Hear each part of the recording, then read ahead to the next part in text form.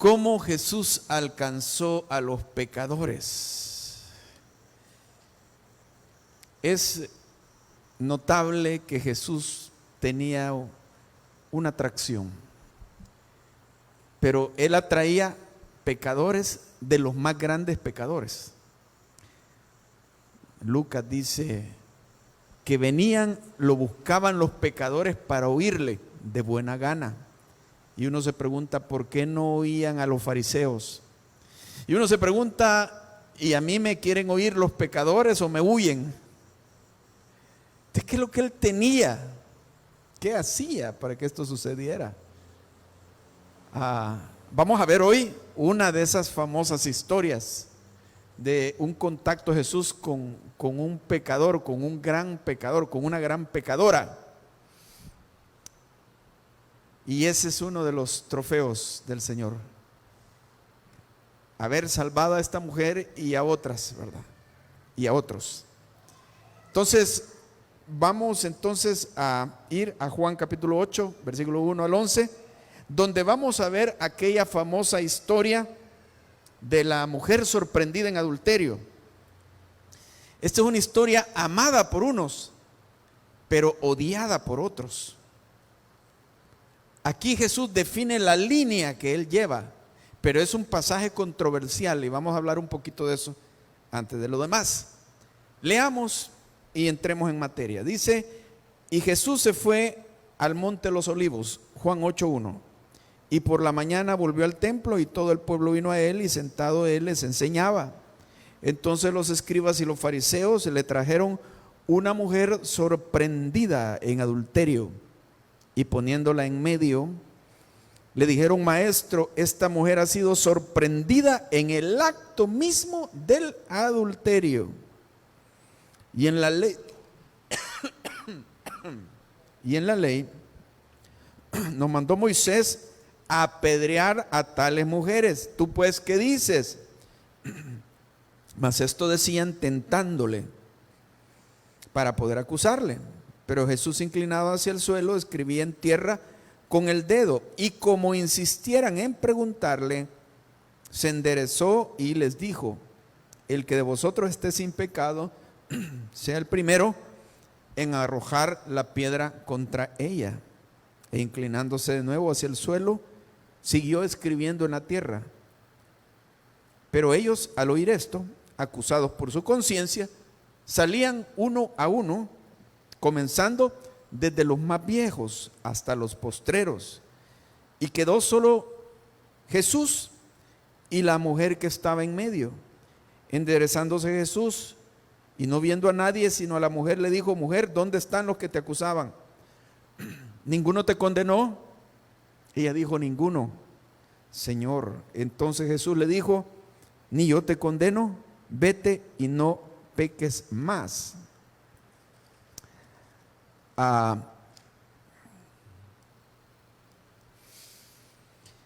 Quisiera, antes de entrar en la historia en sí, hacer un comentario marginal sobre este pasaje, porque es un pasaje discutido que algunos dicen que no se encuentra en los textos originales, dicen. Probablemente su Biblia lo diga. Si usted tiene la nueva versión internacional y todas aquellas versiones modernas, ahí lo van a decir. La Reina Valera no. Ya metieron la duda que esa historia no está en los originales. Ese y hay otros pasajes. ¿Por qué lo dice? ¿Qué es lo que pasa acá?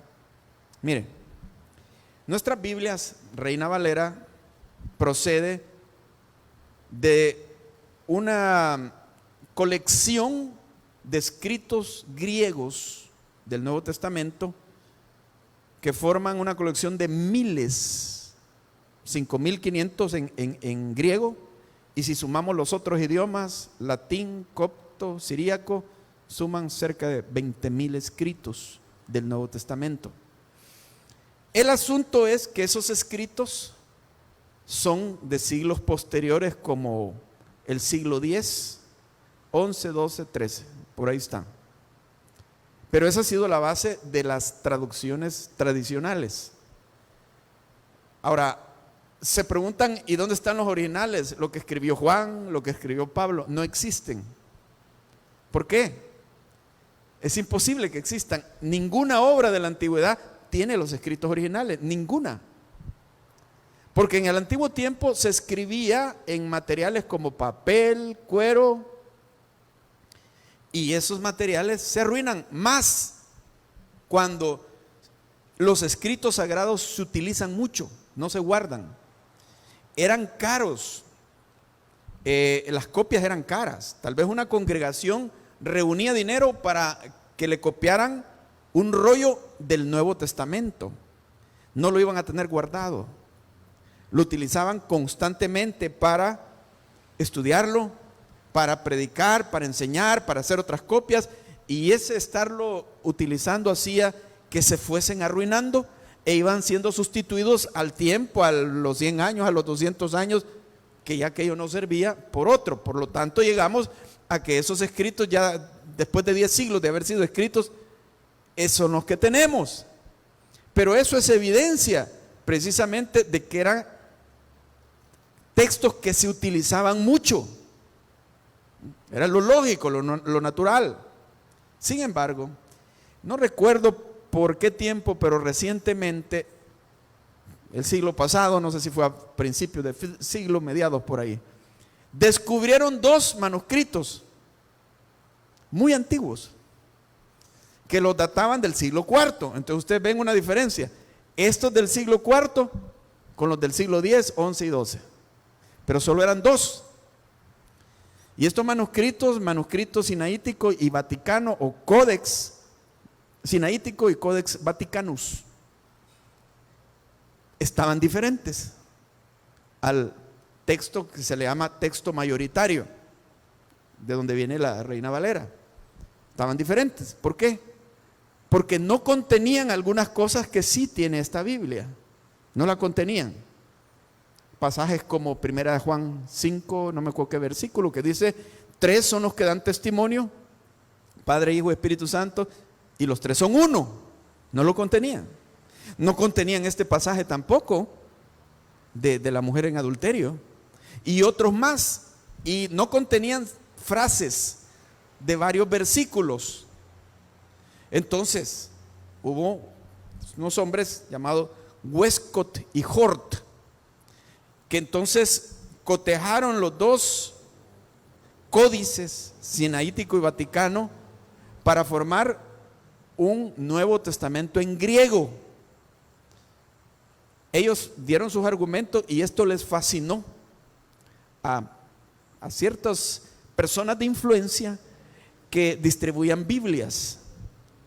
Entonces comenzaron a hacer las copias de esas Biblias modernas a partir de esos 2 códices, solo de esos 2 códices. La Nueva Versión Internacional, algunos de ustedes la tendrán. Dios habla hoy y todo eso, que en cierta forma es como un lenguaje más asimilable, más familiar para nosotros. Tal vez la Reina Valera 60 suena un poco antigua. Ese es aparentemente el beneficio. Pero esos manuscritos sinaítico y vaticano tienen sus problemas, porque entre los 2 se contradicen. No tienen ni 2 versículos seguidos iguales. Hay mucha variante entre los 2. Y una cosa que llama poderosamente la atención, que estos manuscritos se encontraron intactos y eran del siglo IV. ¿Intactos por qué? Eso es evidencia que estos manuscritos no los utilizaron, los guardaron. ¿Y por qué no los utilizaron? Porque eran textos corrompidos, eran manuscritos defectuosos, porque en sí estaban dando un apoyo a falsas doctrinas que ya en la época habían florecido. Era la época de Constantino, hacía un tiempo. Y son precisamente, ocupan versículos, suprimen versículos y frases que precisamente apoyan la Trinidad. Y ya en ese tiempo había una discusión sobre la Trinidad.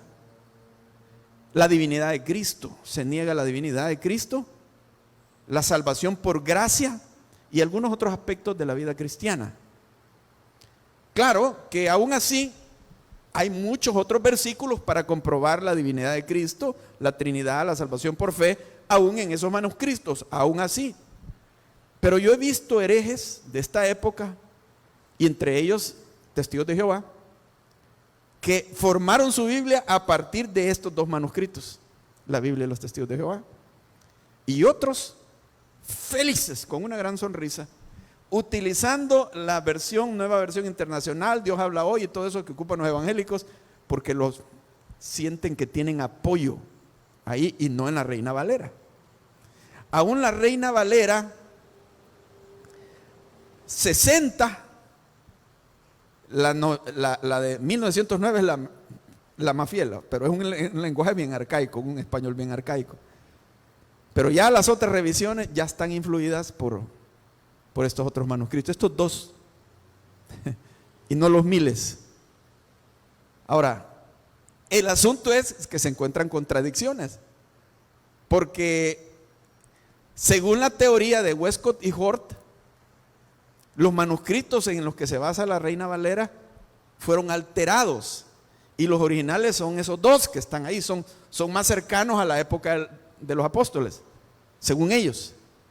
Entonces, siglos después se fueron añadiendo pasajes como la coma juanina, se le llama al de 1 Juan 5, donde dice: 3 son los que dan testimonio en el cielo, Padre, Hijo y Espíritu Santo, y los 3 son uno.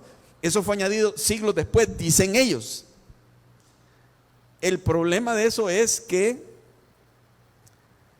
ustedes saben que los pastores del primer siglo, segundo, tercero, cuarto, pastores y a otros que se les llama los padres de la iglesia, líderes, escribieron muchos libros y dieron muchos discursos que están escritos. No son la Biblia, pero son discursos de ellos, donde citaban las Sagradas Escrituras ya. En el siglo primero, segundo, tercero, etcétera. Ya citaban la Biblia, el Nuevo Testamento, ya lo citaban. Ahora, no tenemos manuscritos del siglo segundo, tercero, solo algunos pedazos de algunos. El más antiguo es del año 150, una porción del Evangelio de Juan. Pero esos padres de la iglesia citaban, y ya citaban la coma juanina. 3 son los que dan testimonio, Padre, Hijo y Espíritu Santo. Aún antes que se escribieran los manuscritos, estos dos, Sinaítico y Vaticano, que le llaman el texto crítico. Esto quiere decir que ya existía, que esto no se introdujo siglos después. Agustín de Hipona cita este pasaje, el de la adúltera, siglo IV. Lo cita íntegramente, inclusive con la frase más controversial, la última, que dice: ni yo te condeno, vete y no peques más. Controversial porque aquellos que se aferran a la ley y a la salvación por obras y a la ley de Moisés, les disgusta eso. Les disgusta que Jesús la haya perdonado y no la haya condenado. Agustín de Hipona cita el pasaje íntegro y hace un comentario de esa frase. ¿Esto qué significa? Que esto no fue añadido después, como dice Westcott y Hort, sino que ya existía en los originales. Quiere decir que el texto mayoritario, aunque sea posterior, del cual se basa esto, son los originales, son los que vienen en el original. El que fue trastocado son esos dos códices, Sinaítico y Vaticano. Pero la gente se dejó llevar. Y porque como cuando se venden Biblias, démosle, va. Algunos prefieren esas Biblias y las venden bien y ahí van. Algunos de ustedes las tienen. En esa nueva versión internacional te dicen, cuando llega a Juan 8, este texto no se encuentra en los manuscritos más antiguos, pero te lo ponen ahí porque estás acostumbrado a leer, pero ya te dejan la duda. Yo les he dicho esto porque algunos tal vez puede ser que tienen esas Biblias y ya les han dejado la duda. Sin embargo, Westcott y Hort, quienes hicieron ese Nuevo Testamento, que son bases para esas nuevas versiones, incluyendo la de los Testigos de Jehová, Estos hombres eran eruditos, clérigos anglicanos, pero en realidad eran apóstatas, falsos maestros. Se descubrió que las cartas que se enviaban uno al otro contenían lo que en realidad eran sus intenciones. Y ellos no creían en la divinidad de Cristo, confesado, no creían que Jesús es Dios, no creían en la Trinidad, confesado por ellos, odiaban la doctrina de la expiación. Jesús en la cruz, odiaban esa doctrina y expresaban ahí su intención, su odio contra el texto mayoritario y su deseo de sustituir ese texto, de lo confesado. La historia nos dice que eran miembros de grupos de brujería, de espiritismo, y ellos formaron una sociedad que se llamaba Sociedad Fantasmagórica, para investigar cuestiones de fantasmas y demonios y toda cosa, y formaron un club que se llamaba el Club Hermes, que en la época Hermes era identificado como el diablo, como Satanás. Ocultistas, brujería, satanismo. Tenían problemas de alcohol. Uno de ellos, Hort, murió en un episodio alcohólico, y Westcott se dedicó sus últimos años a promover cerveza. Hasta la imagen de él está en la propaganda de una cerveza de la época. Jesús dijo que vendrían falsos maestros y que iban a introducir herejías, pero por sus frutos los conoceréis. Yo no me comería algo cocinado por Westcott y Hort, personalmente. Por sus frutos los conoceréis. Como eran ellos, lo que creían, yo no me voy a dejar llevar por la teoría de ellos, ¿verdad? El texto mayoritario. Entonces, esto lo digo por si algunos tenían la duda al tener esas Biblias. Yo prefiero la Reina Valera 60.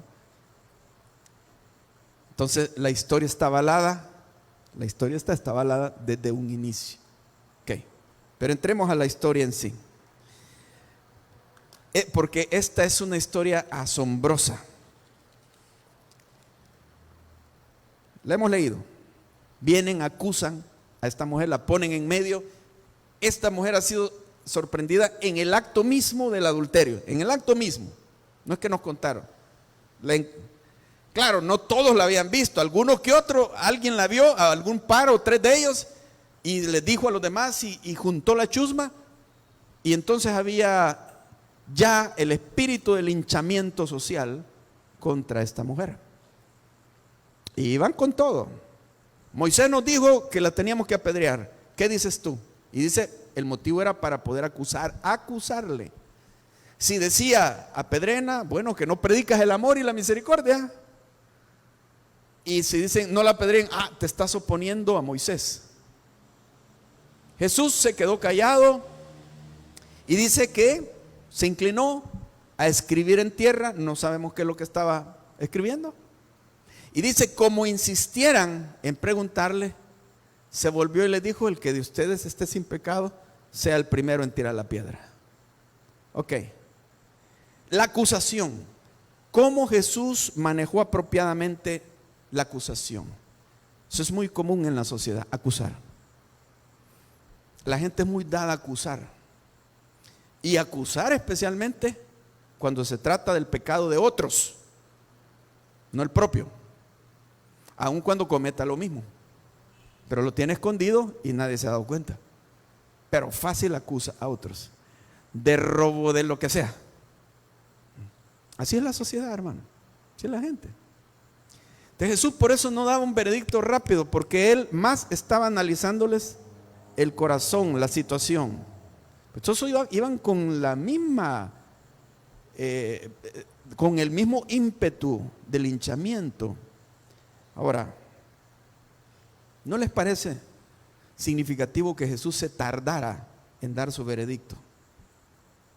¿Saben por qué? Porque Jesús está dando un mensaje ahí. como diciéndoles, esto no se trata así. No hay que ser imprudentes. Cuando se acusa a alguien, no hay que dejarse llevar a la primera. Esto es de prudencia. Calma. El espíritu del linchamiento social no es correcto. Tiene que haber un juicio justo, equilibrado, para que haya de verdad justicia, ¿verdad? La manera bíblica de la acusación, vamos a 2 Corintios 13:1. La manera bíblica de la acusación tiene que ser con 2 o 3 testigos. Primera de Corintios, una iglesia con mucho problema. Pablo no estaba ahí y le estaban dando quejas de un montón de cosas. Entonces era seguro que cuando él llegara iban a haber acusaciones a montones. Pablo podría enredarse en toda esa maraña de acusaciones. Pero él les dice lo siguiente, 13:1: esta es la tercera vez que voy a vosotros. Por boca de 2 o de 3 testigos se decidirá todo asunto, no algunos, todo. 2 o 3 testigos. No me anden diciendo de que dicen que no sé qué, que vieron no sé cuánto. 2 o 3 testigos. Y efectivamente eso decía la ley. Exactamente la ley de Moisés habla de eso. 2 o 3 testigos. Y los testigos son los primeros que van a tirar la piedra cuando están acusando a alguien que lo lleva a la muerte. Tiene que ser por 2 o 3. No porque es que a mí alguien me dijo. No, pero eso no es que seas testigo. No, pero la otra persona es testigo. Entonces que venga y testifique.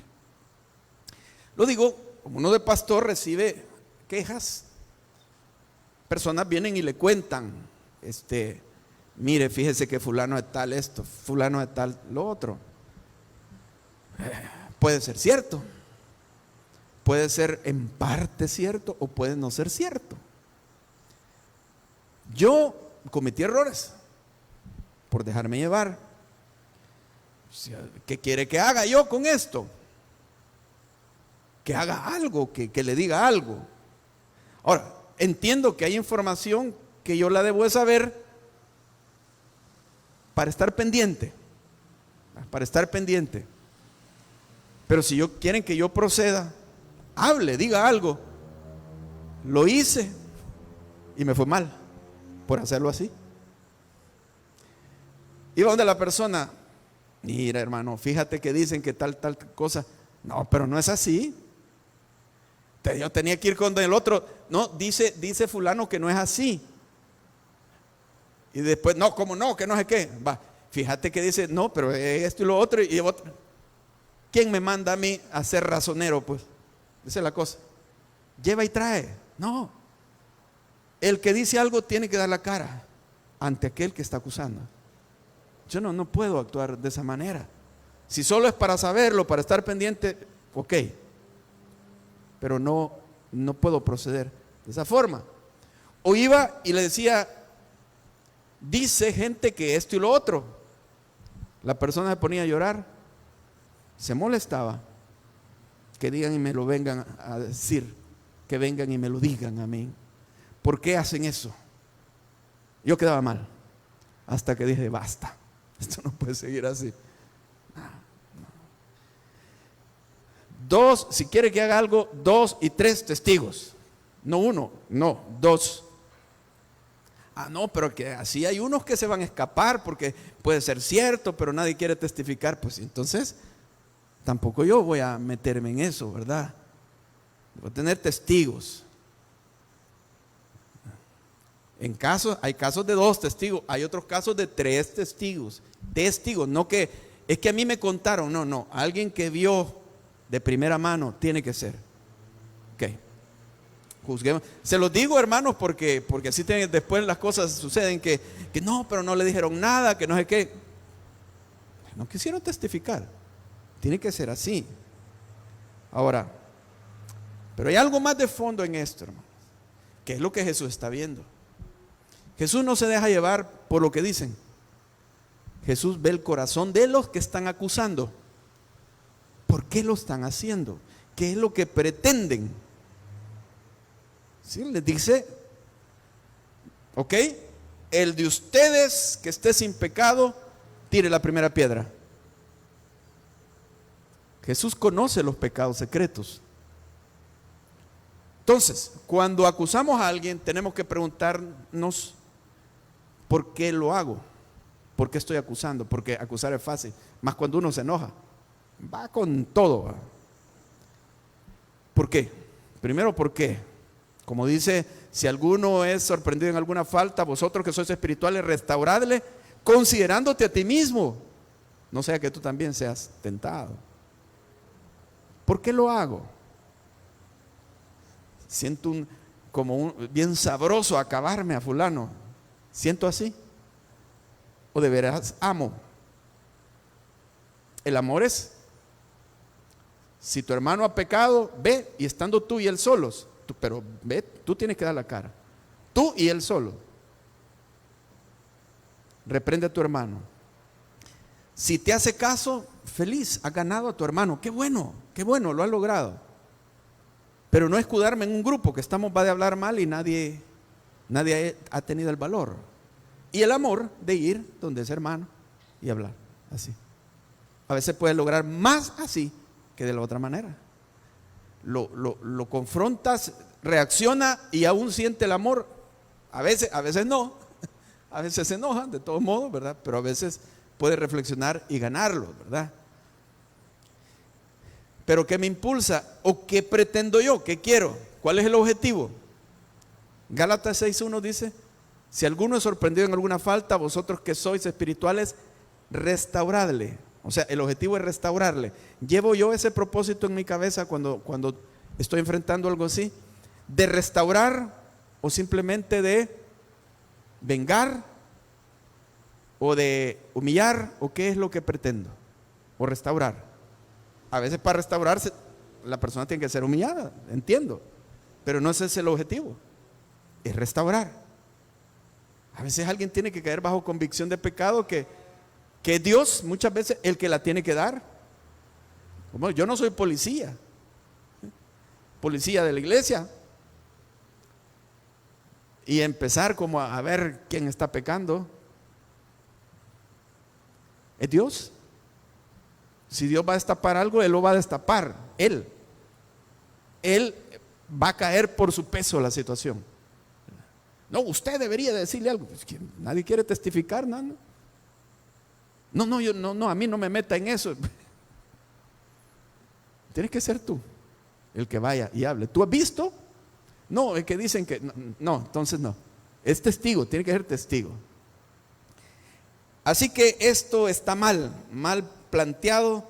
La acusación es contra la mujer y uno se pregunta, ¿y el hombre? Y al hombre no lo agarraron. Si dice que en el mismo acto, ahí estaba el hombre, captúrenlo.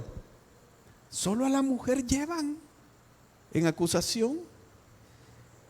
Jesús no aplicó la letra de la ley. ¿Qué decía la ley?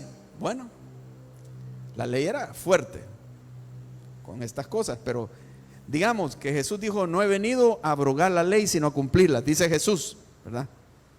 ¿Cómo la cumplió? Algunos creen que todavía tenemos que cumplir la ley de Moisés literalmente en el Nuevo Testamento. No, Jesús cumplió la ley porque se cumplieron en él las profecías. Y él cumple el propósito de la ley. ¿Cuál era el propósito de la ley? Llevarnos a Jesucristo. Pero ya cumplido ese propósito, ya no estamos bajo esa ley del Antiguo Testamento. El propósito de la ley era llevarnos del Antiguo al Nuevo Pacto. Ya estamos en el Nuevo Pacto. Entonces vemos que Jesús está haciendo una transición mientras se llega el momento de su muerte. Con su sangre Él va a sellar y terminar el Antiguo Pacto y comienza el Nuevo. Con su sangre. Esta es la sangre del Nuevo Pacto, dice. No el Antiguo. Entonces, pero Jesús vemos que aún sin haber muerto todavía, comenzaba a hacer la transición porque Él en ocasiones no aplicó la ley, la letra de la ley, o sea, de forma literal. Y esta es una de esas ocasiones. Por ejemplo, dice, que decía la ley, Levítico 20:10, en cuanto al adulterio.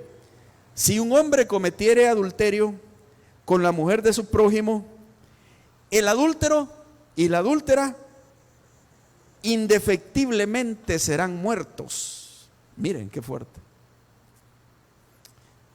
Indefectiblemente. Esa palabra es terminante, no hay ninguna excepción. Y no hay nadie que va a ser librado de esto. Indefectiblemente, ninguna excusa ni ninguna manera de evadir. Indefectiblemente serán muertos los dos. Así decía la ley. ¿Dónde estaba el hombre? Y Jesús, cuando le dijo, ni yo te condeno, vete y no peques más, en realidad no aplicó la ley, la letra de la ley. Ya él estaba transicionando hacia el nuevo pacto. Aquello estaba terminando. No fue la única vez. En otras ocasiones también la letra de la ley no la guardó. Venía algo mejor. Por ejemplo, dice, oíste que fue dicho, no perjurarás. Pero yo os digo, no juréis por nada, ni en el cielo ni en la tierra, sino que vuestro hablar sea sí, sí, no, no, porque lo que procede del mal, más de esto es malo. Entonces, perjurarás, no perjurarás. ¿Qué es perjurar? Es jurar y no cumplir. Pero la ley permitía jurar y aún recomendaba jurar. Deuteronomio dice, a Jehová temerás y por su nombre jurarás. Y te hablaba de jurar en el nombre de Jehová. Pero viene Jesús y cambia y dice, no, de ninguna manera, por nada, ni el cielo ni la tierra, no vas a jurar por nada, o sí o no.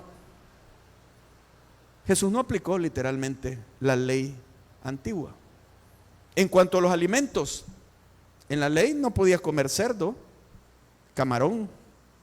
Uy, si comías eso, estabas en un gran pecado, contaminado.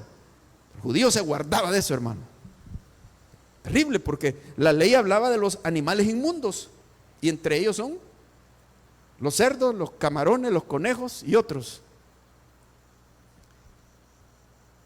Jesús dijo, cuando cuestionaron que no se lavaban las manos sus discípulos, miren, les dijo, no es lo que entra al hombre lo que lo contamina. Lo que entra al hombre va a la letrina, dice. No, ningún problema. Lo que de verdad contamina al hombre es lo que sale del corazón del hombre, dijo. Los malos pensamientos, el adulterio, los robos, la avaricia, el asesinato sale del corazón del hombre. Eso es lo que lo contamina. Y dice, Marcos 9:17, haciendo limpio de esta manera todos los alimentos.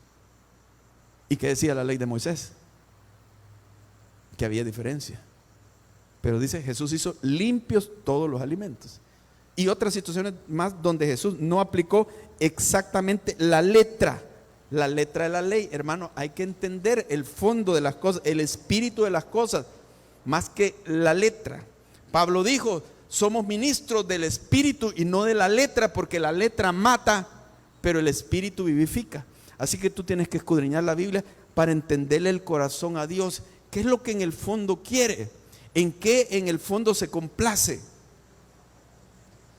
Jesús conoce los secretos de los corazones y fue tras los acusadores para ser justos.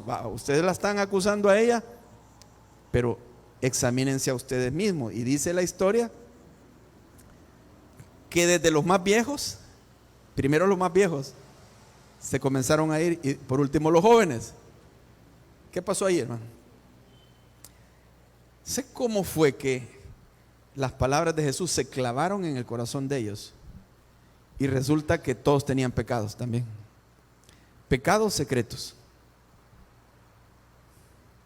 Lo que pasa es que a ella se lo habían destapado, pero los otros nunca habían destapado, ni se los habían destapado. Y fueron redargüidos pensando, ¿y si a mí me destaparan esto? Y los viejos, ¿por qué? Tenían la cartilla más llena, pues, o sea, el catálogo era más grande, pues. O sea, habían vivido más años, habían pecado más, tenían récord, más récord pues, que los jóvenes. Pero los jóvenes iban igual por el mismo camino. Tampoco eran santos y libres. ¿Va? ¿Qué pecados? Al menos pecados que eran de vergüenza pública. Wow. Ellos podría ser que hubiesen pecado igual, adulterio, fornicación. O puede que se habían apropiado de dineros que no eran de ellos y que llegara a saberse, el problema. O que hubieran hecho cosas sucias, cosas feas, vergonzosas, y se disfrazaban como que no. No, pero yo hace tiempo, sí, pero ahí está eso. Lo destapamos, aunque sea hace tiempo. No. No, si eso hace 20 años fue, pero ahí está. Nadie se sintió en autoridad. Bueno, eso nos debe hacer a nosotros pensar, hermanos, ¿seré yo suficientemente limpio y justo? ¿No será que la limpieza que yo tengo es porque me la ha dado Jesús en su gracia y misericordia?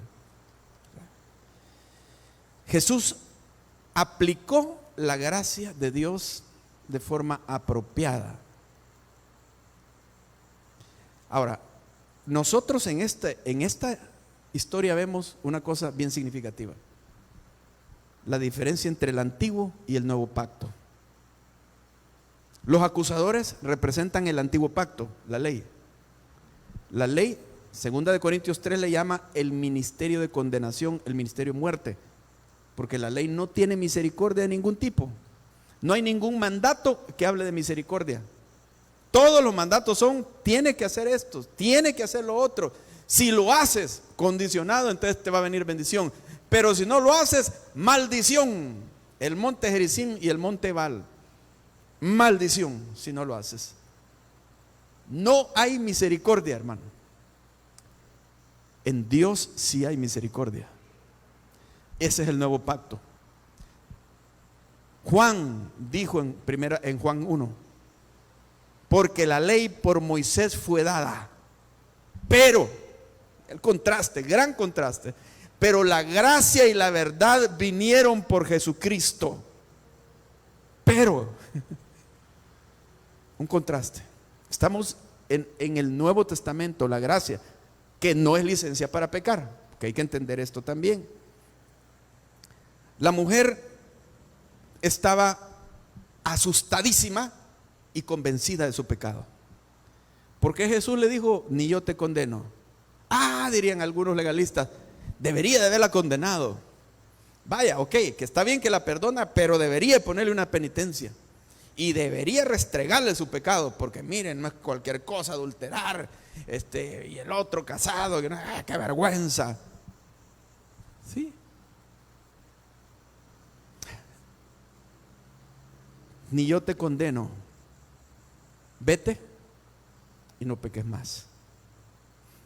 ¿Saben? Porque la gracia no es licencia para pecar, pero es la oportunidad para restaurarnos.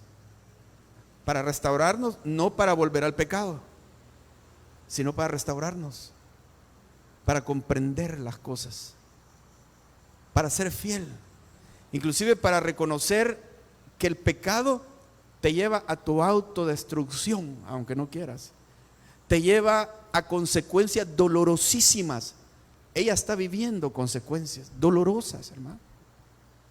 Pero Dios extiende su mano para sacarte, en lugar de terminarte de dar el tiro de gracia. Y ya estás en el lodo y te remata a garrotazos. No es así. Te da la mano para ayudarte a salir. ¿Quieres eso, hermano? ¿Prefieres eso o lo otro? El que no recibe a Jesucristo está bajo la ley y va a ser juzgado bajo esa ley estricta en el último día, porque no tiene un Salvador, no tiene quien abogue por él. Hijitos, estas cosas os escribo para que no pequéis, pero si alguno hubiere pecado, dice, abogado tenemos para con el Padre, Jesucristo el justo. Si él llega y dice, yo di mi sangre por él, él me recibió, él es mi hijo, es librado.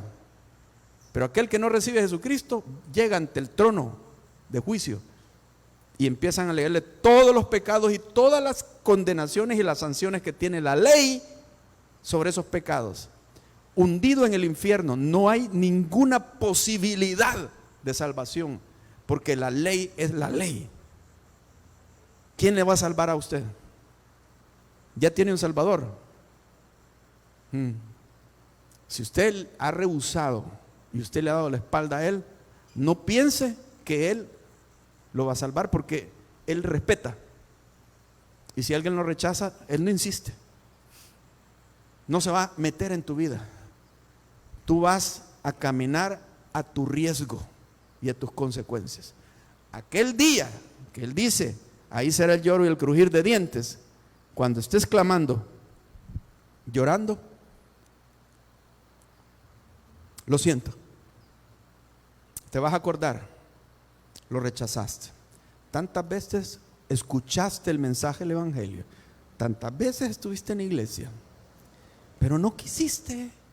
Dios te respetó, no te molestó, no perturbó tu vida, pero ese es el final de tu vida. ¿No te parece?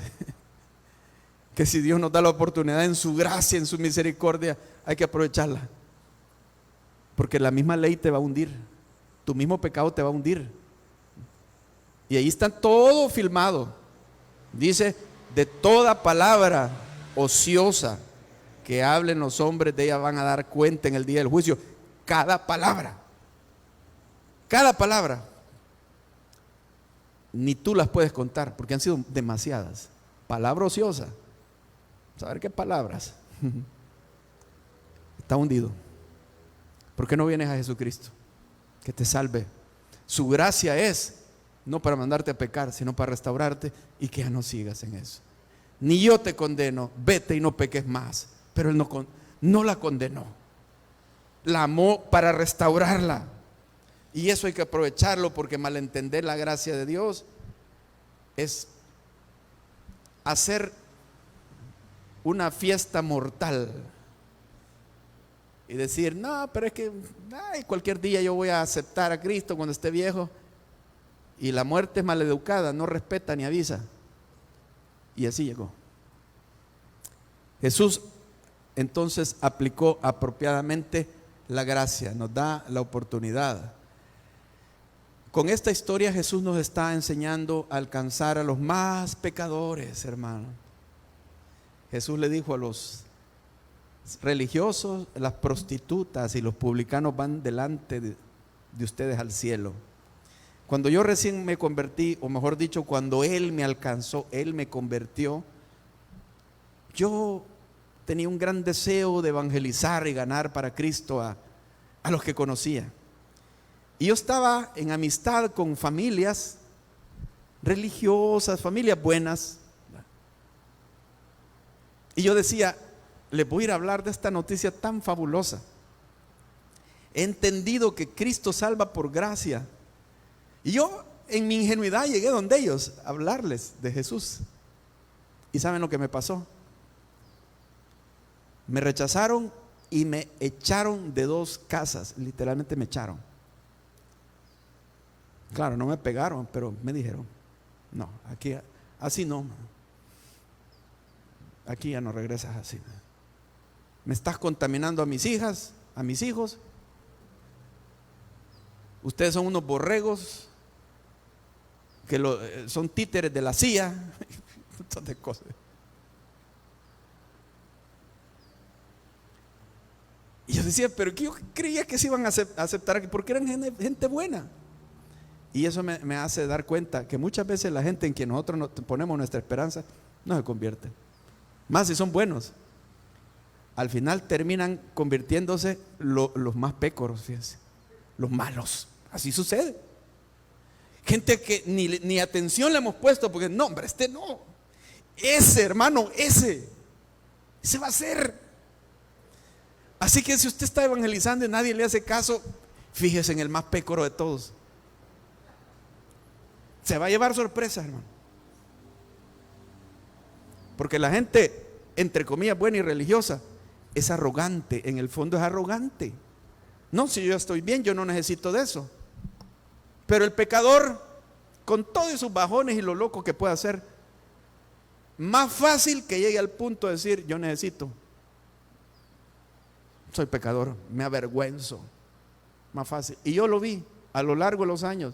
¿Quiénes iban convirtiendo? Los más pecadores, fíjense. Y me los he encontrado en la calle, fulano, y no, hombre, no puede ser. Y aquellas familias, hace poco estaba viendo en un Facebook, celebrando bautizos y con imágenes y toda la cosa. Después de tantos años, ninguno de ellos se ha convertido. Ahora me acuerdo de un amigo que una vez nos quedamos platicando y me destapó su vida, ¿verdad? ¡Wow! Sí que ha vivido la vida rápido, pero pecado de todo tipo. ¿Quién sabe? ¿No? Claro, en aquel tiempo no aceptó a Cristo. Después me lo encuentro en una iglesia gordo, yo no lo conocía. Hey, mírame, ¿vos sos fulano? Sí, estoy Roberto Hernández. No, hombre, sí, y aquí estoy en iglesia. No, hombre, pero bien sólido, bien hasta como con ese entusiasmo de un cristiano que a veces también es como imprudente, porque quiere evangelizar al que se le pone enfrente y los pone entre la espalda y la pared, pues no anda con cosas.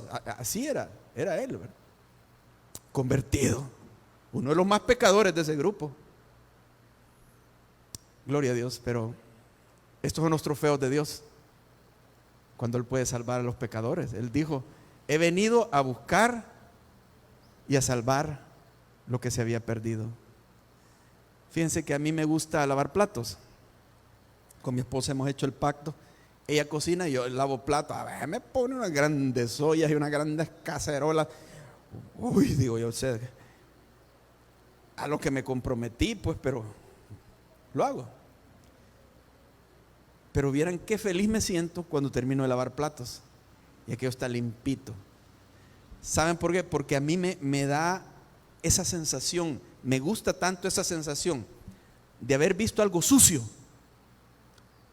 Cuando se le echa el jabón y le está cayendo el agua y empieza a aparecer algo tan limpio, más que los platos de la casa son blancos.